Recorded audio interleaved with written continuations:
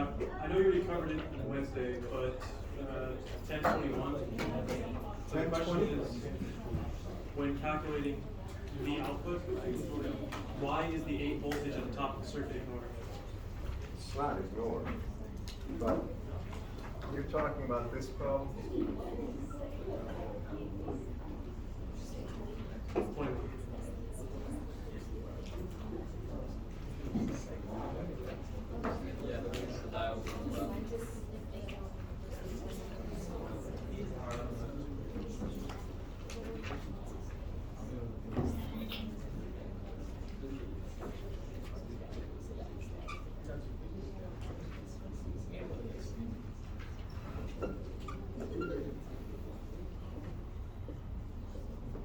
Isn't that the one? Yes, sir. All right, you asked why is the 8 volts ignored? It's not ignored at all, but it's necessary for the output to be determined. Here's really what this looks like.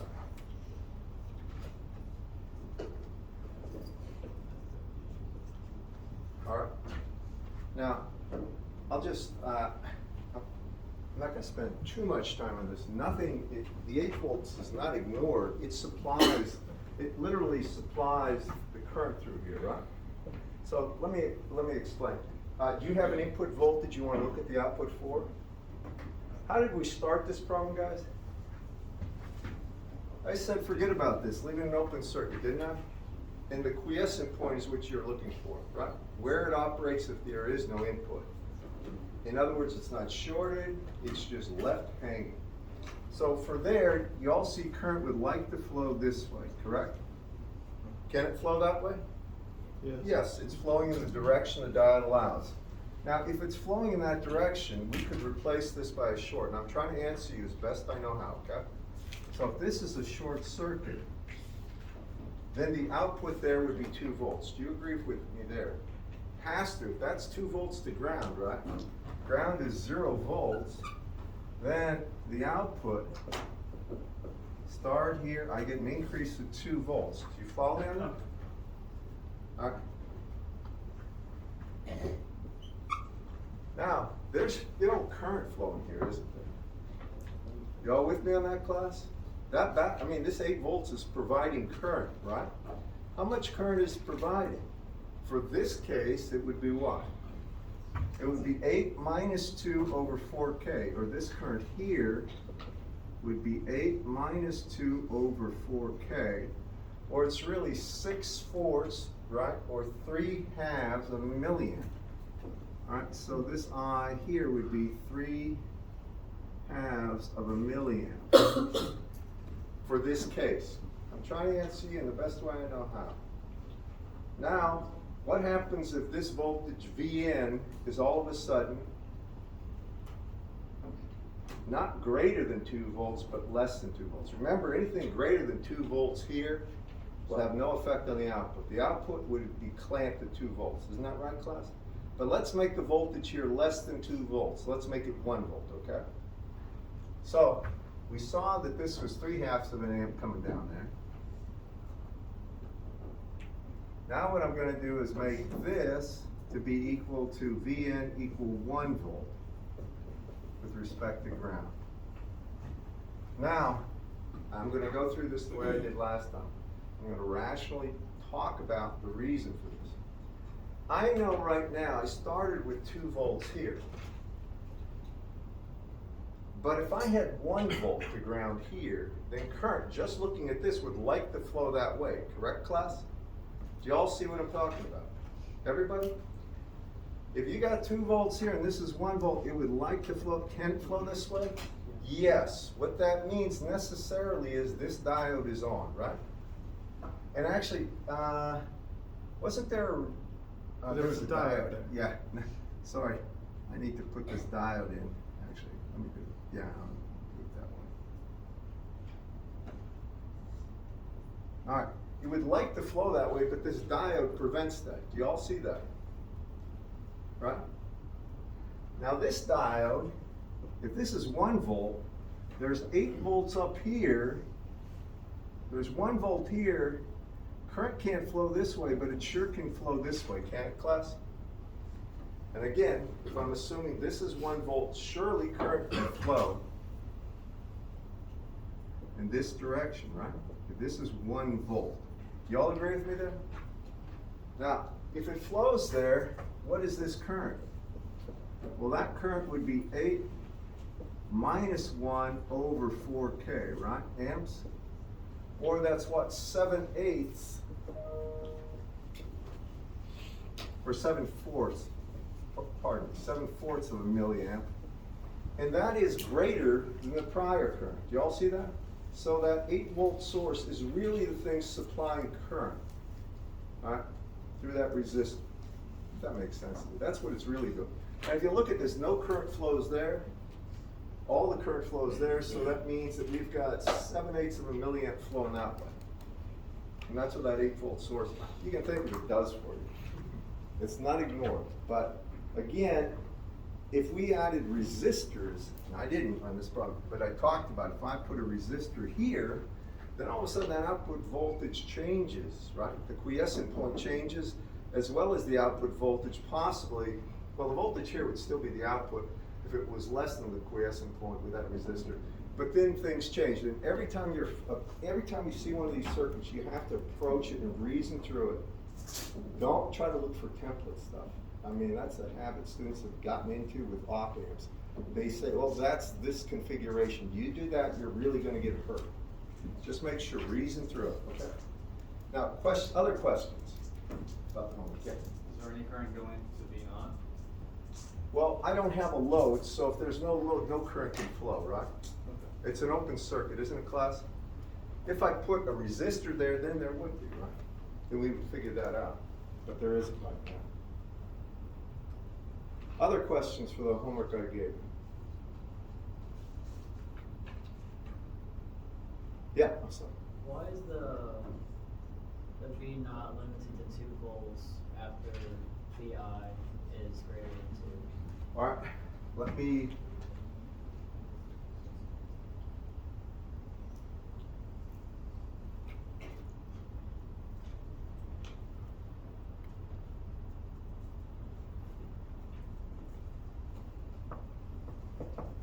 Let me go through this with you the way I would like to think about it. Forget anything's here right now. Let's go quiescent point. V out is 2 volts, right? You agree with me with that? All right, now we're going to try something. What happens if this voltage right here would go to 3 volts? Let's just assume it's 3 volts with respect to ground. Now, follow me on this.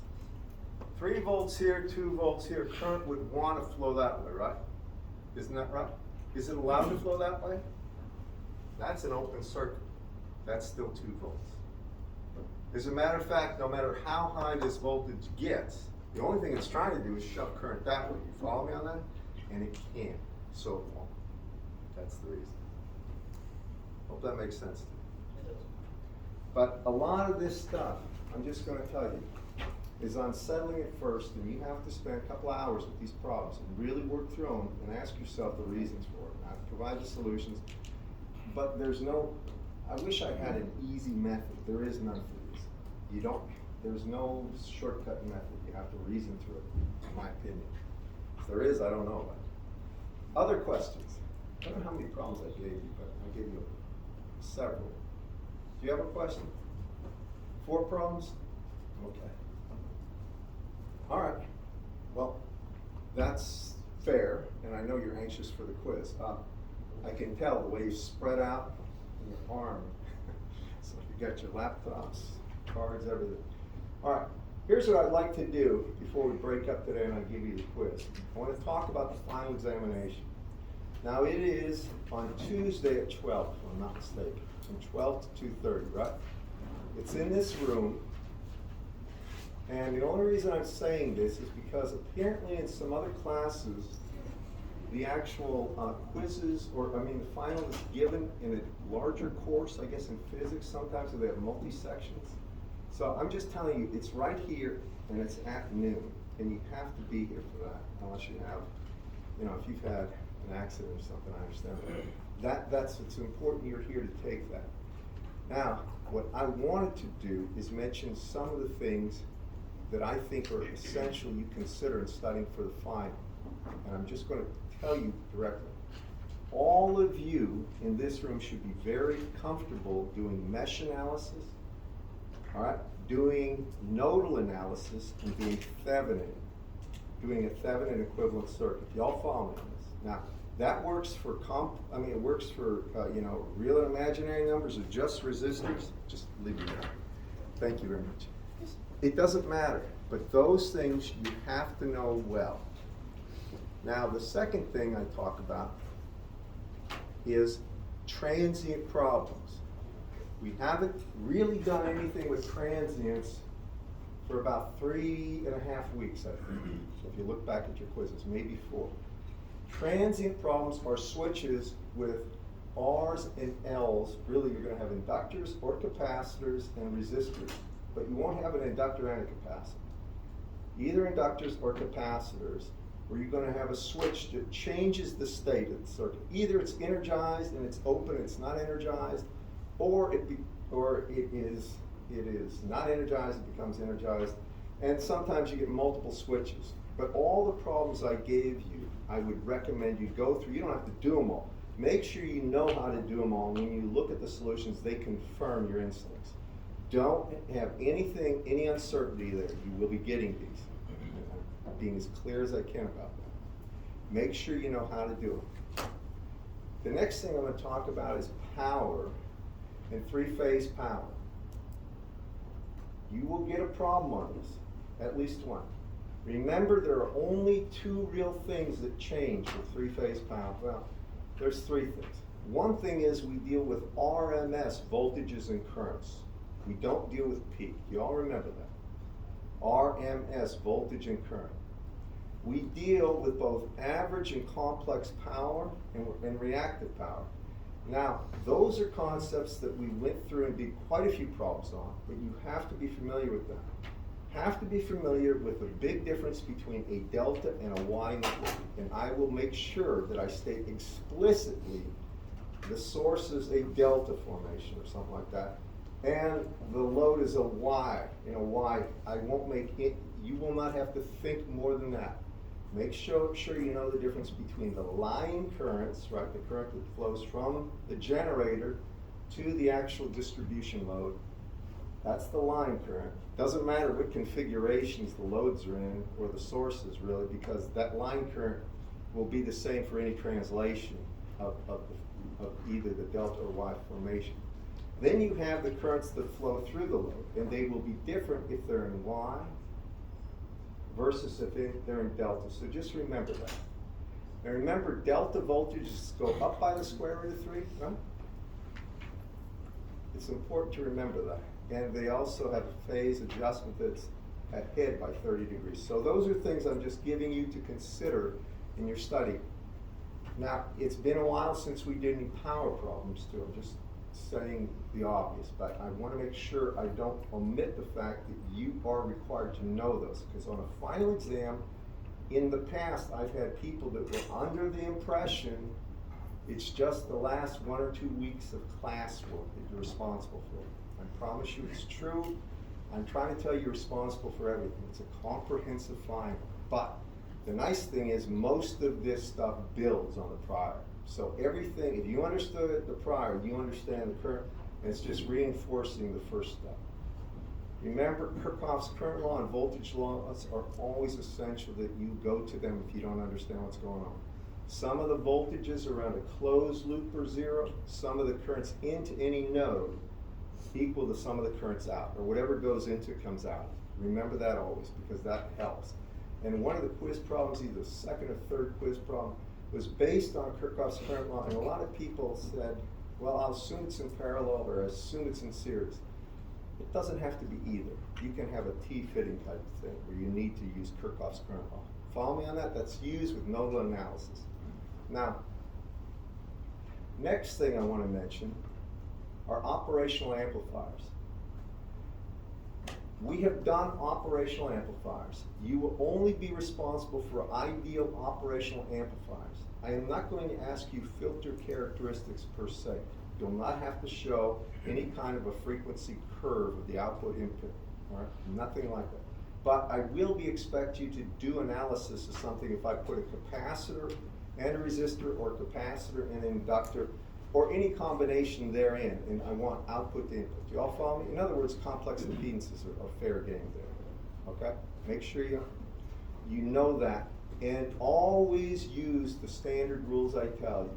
No voltage difference between the input terminals and no current into it. That's the way you analyze those problems. Please don't rely on Chegg or something that has formulas where they have inverting amplifier, follower, because you'll get hammered. Don't do that. I'm just telling you this as a friend. You'll get murdered on the final. The final is designed to make sure if that's what you're relying on, you're going to fail.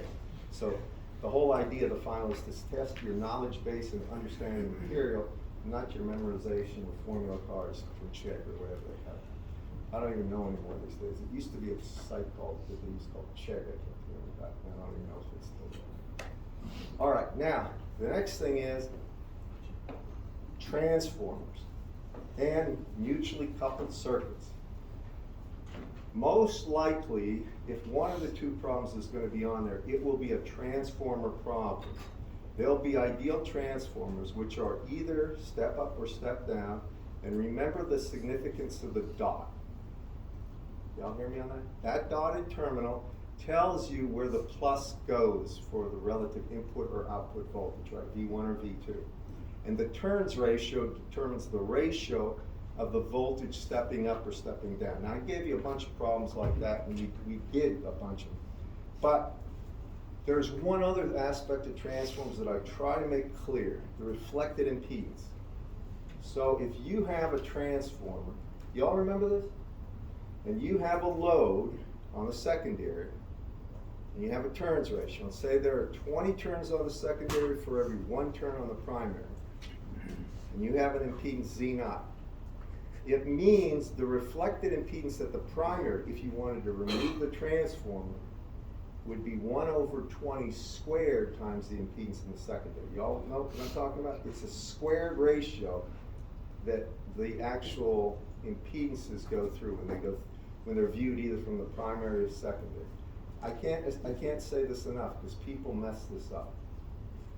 Let me just state it right here, because I think this one is, well, I have concerns about this particular type of problem. So if I have a transformer like this,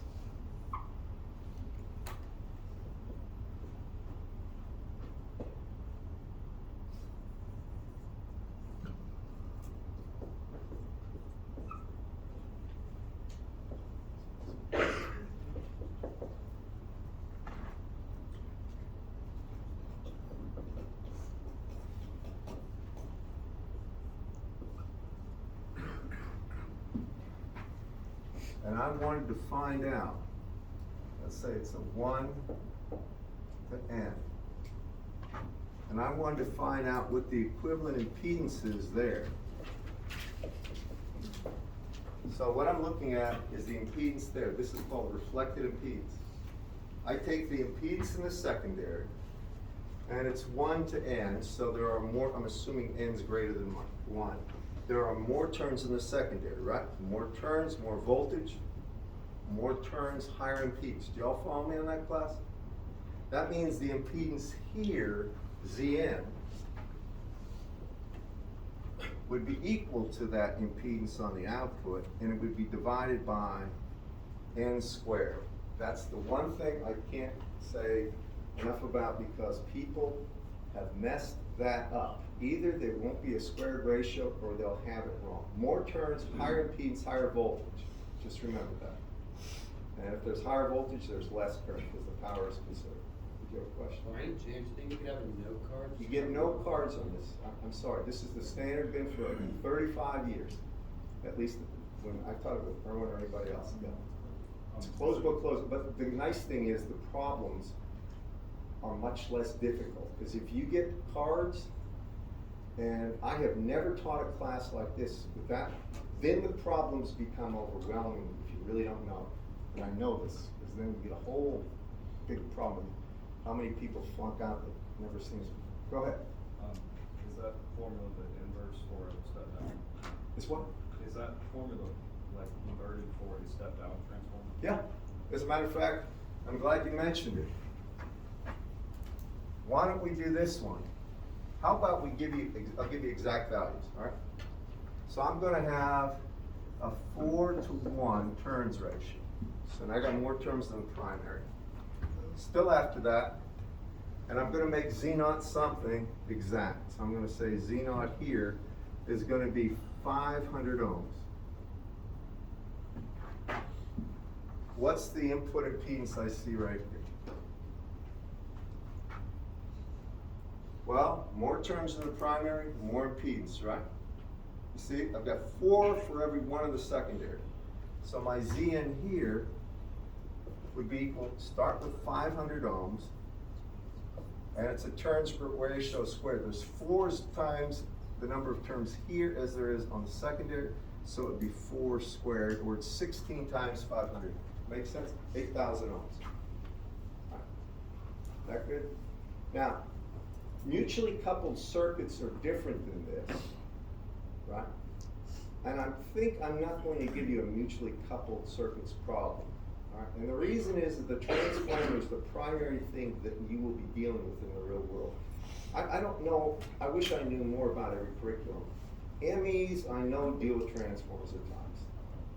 Now, everybody else has things that do they have a transformer-like behavior, or they're called relays, that they use solenoids that move in and out. There's a different sets of things that use coils like this, but a transformer is fundamental to understand. You really need to understand that. And it's used for every device, like your computer. It'll have some version of a transformer to take that wall voltage and turn it into a DC voltage that your computer can use. So it's important to know. The diode circuits that you're going to get an ideal and a non-ideal diode problem. They will not be complicated in terms of the circuitry, but the problems I gave you are representative. Y'all hear me on this one? So the problems I gave you for homework, if you understand how to do them, you should feel confident. You should have no problem on the final exam. And I've done this, I don't know how many times I taught this class. Someday maybe I'll look. Bless you.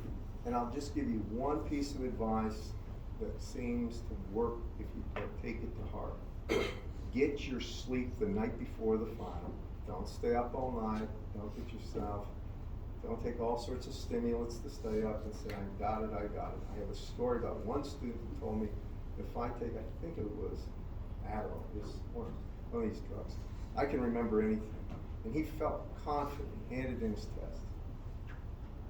Maybe it's a miracle drug. Everything was wrong, but he was confident that he was right. Like I've never seen. I mean, he literally told me, I just nailed it.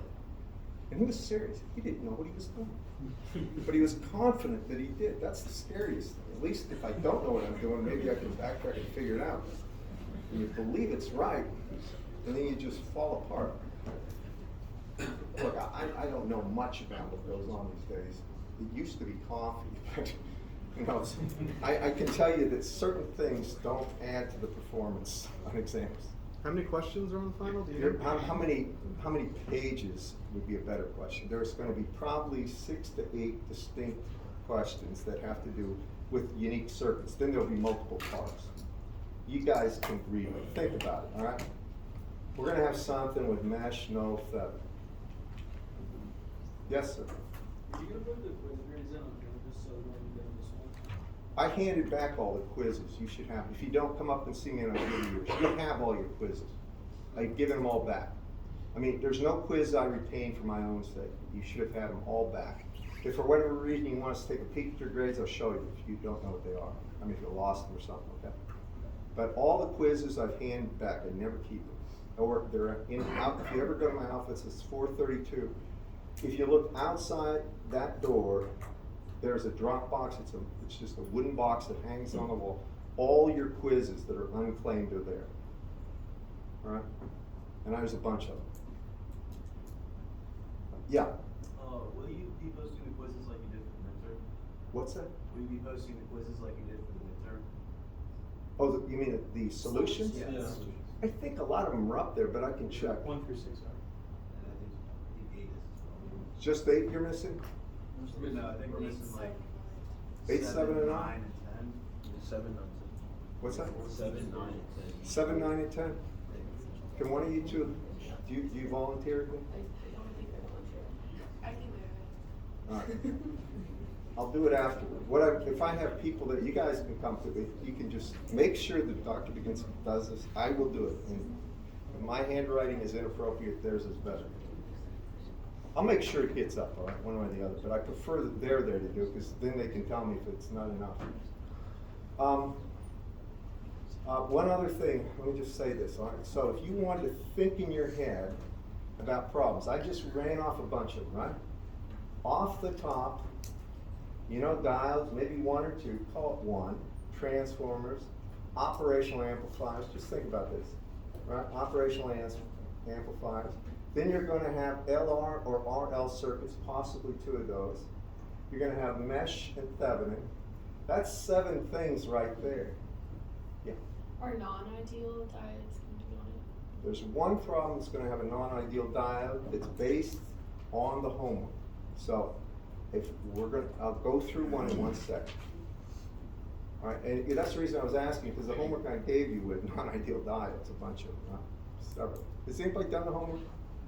If you looked at it, the non-ideal diode problems aren't hard at all. As long as you put in the model correctly, they're pretty straightforward. Other questions before I do this last thing? Now, please hear me when I say try to get your sleep and don't just cram the night before. That is the worst possible thing. If you can study from here on to the final exam, a couple hours a day, you'll be much better off than you will cramming that one night. I promise you, your retention and your confidence and everything, your performance. And I don't know what to say, but getting sleep. You know, just whatever it takes, go for a jog, whatever. Do something to get relaxed and then get a good night's sleep. You'll be surprised how much better you do. Does anybody else have problems taking exams or something when you're really sleep deprived? No. The U.S. military has done extensive studies on sleep deprivation and analytic abilities. There's a threshold where they just come crashing down, where the guys can't even add 2 + 2 correctly. I'm just telling you, sleep is your one saving grace. You can think your way through stuff, but if you can't think, you're dead. In my opinion. All right, I'm going to do one diode problem. Did you have a question? Any of you guys? Any other? And then, hopefully we'll get the quiz.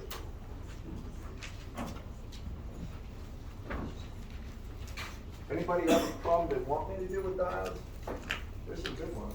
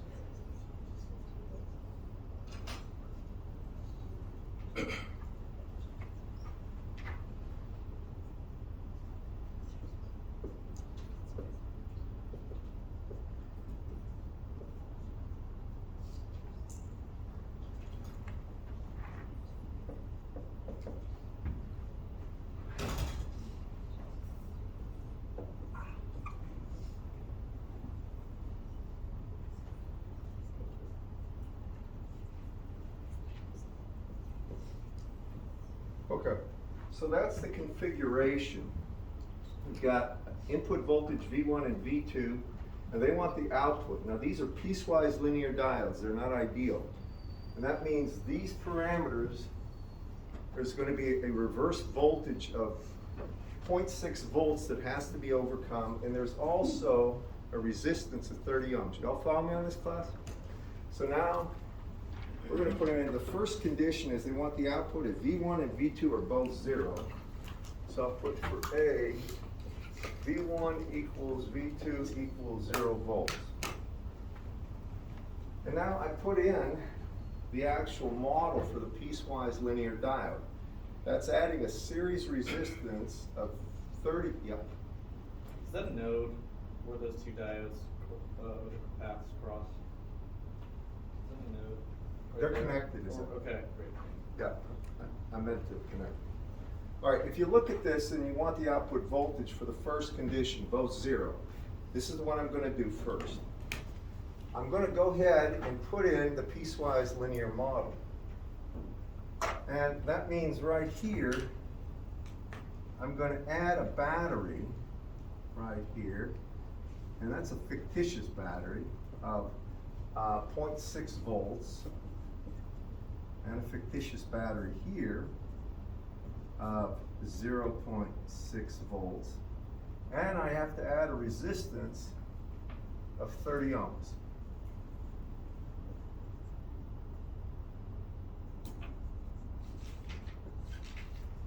Y'all get me on that, class?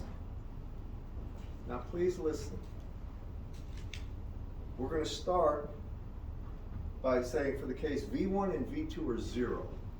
If there's 0 volts, I can just ground that, right? That's 0 volts. Do y'all agree with me? Y'all see it? Now, if you look at this, now we reason our way through it. We know we've got 5 volts there. Current would like to flow this way, and if it could, it would like to flow that way and that way. You all agree with that? Remember, these diodes represent ideal diodes now because I've added the 2 components for a non-ideal diode. A non-ideal diode is represented by an ideal diode plus a resistance that's in series, a small but noticeable one, and a little threshold battery voltage that you have to overcome before current flows. Do y'all follow me on this? Now, current would like to flow down here and go that way. One of the things that should really jump out at you, don't these both look identical in terms of what's there? And in fact, they could be thought of as a parallel circuit once I go through the rest of the analysis. Do y'all follow me? Now, when I do that, I know that because these things have the same exact electrical characteristics that way, I can say that these 2 things are fundamentally in parallel, right? Now, just listen to me here. When you have resistors in parallel, how do you deal with them? I'm going to redraw this circuit. Well, aren't resistors in parallel if they're identical just half the value of the actual resistance? Do y'all follow me on that? Now, I'm saying these 2 circuits are in parallel. If you look at this, this is 30 ohms and 180 or 210 ohms here. That thing's on. Then you have a battery. You all follow me on that? But for the 180 plus 30, that's 210 divided by 2 ohms would be the parallel combination. Now please listen, current can flow this way. Do you all agree? Going to ground. Now I've got this 0.6 volts. Well, what happens there? They're identical 0.6. That just gets placed in here. It's a 0.6 threshold.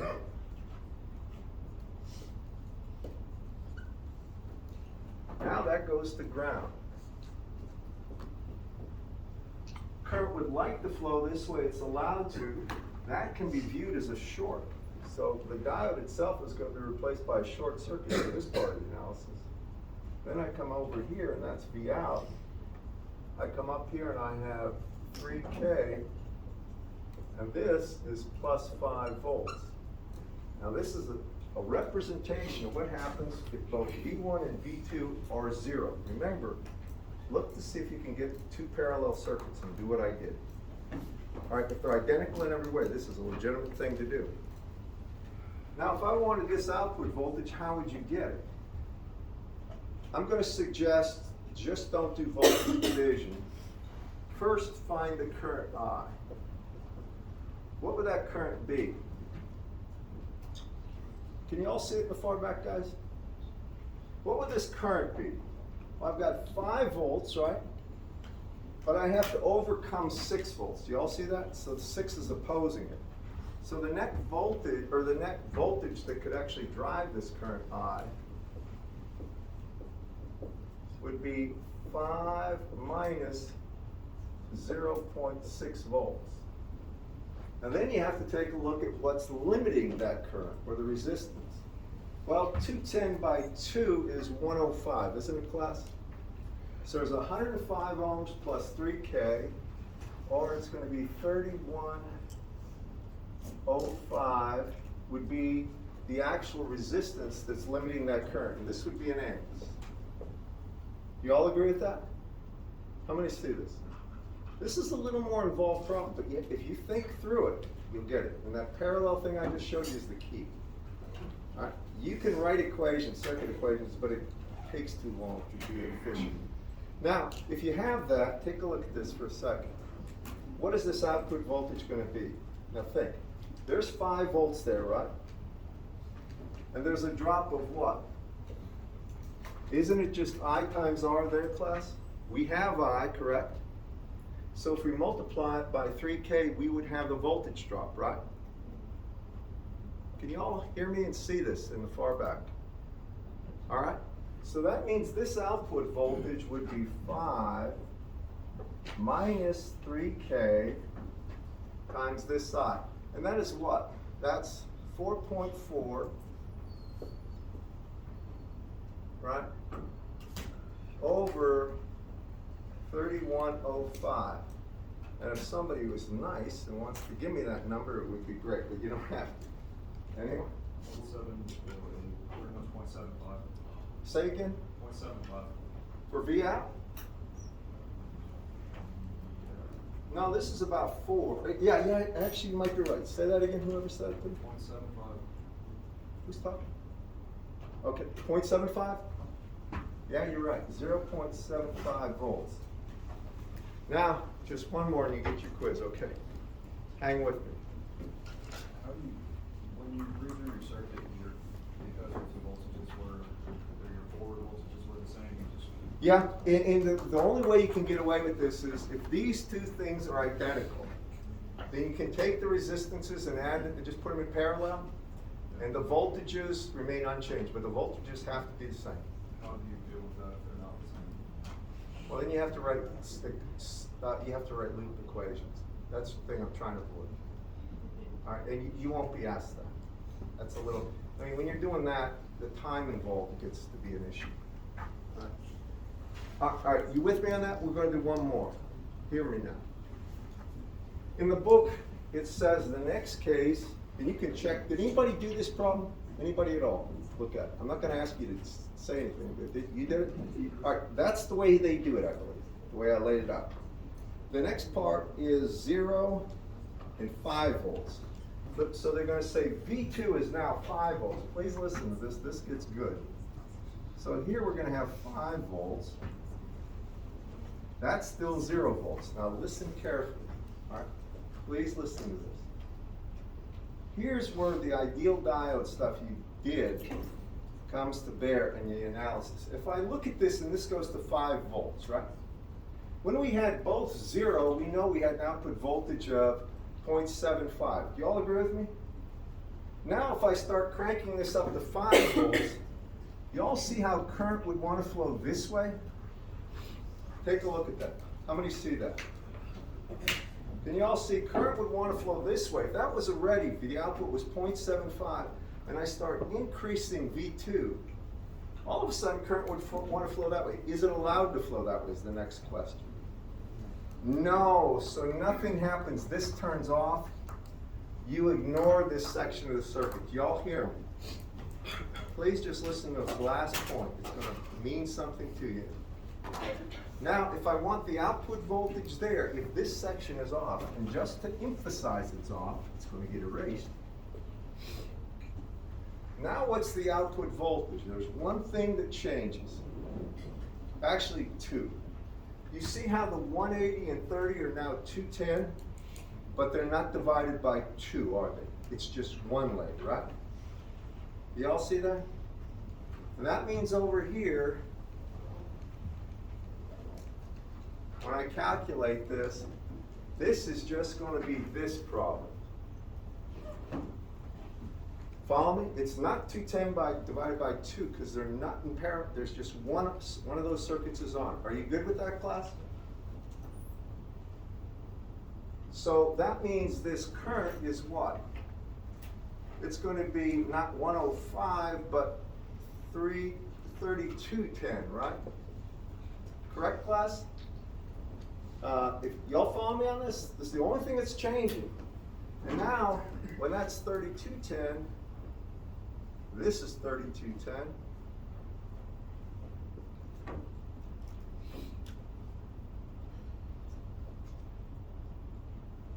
And this would be the new voltage. Can you give that to me? 0.89. Not much of a change, right? Agree? The final case is when, that you have to worry about, is when both of them are 5 volts. Do y'all hear me? And when they're both 5 volts, you simply take one of the structures and divide the resistances by 2 because they're in parallel. You leave the 0.6 of a volt and put 5 volts to ground here and solve it. That's exactly how it's done. Do y'all follow me on this, class? You don't? Or, I mean, If it was 5 volts, there would be no current going. well, wait a second. They're both 5, right? Remember. Oh, yes. You're absolutely right. I thought this was high. Since it's exactly 5 volts, no current flows. Thank you. I thought this was 8 for some reason. Since it's exactly 5 volts and no current flows, you see how the output has to be 5? Because there's no voltage drop in that resistor. And that's the point I wanted to make. Come on down. All right, quiz time. Do me a favor, make sure there's at least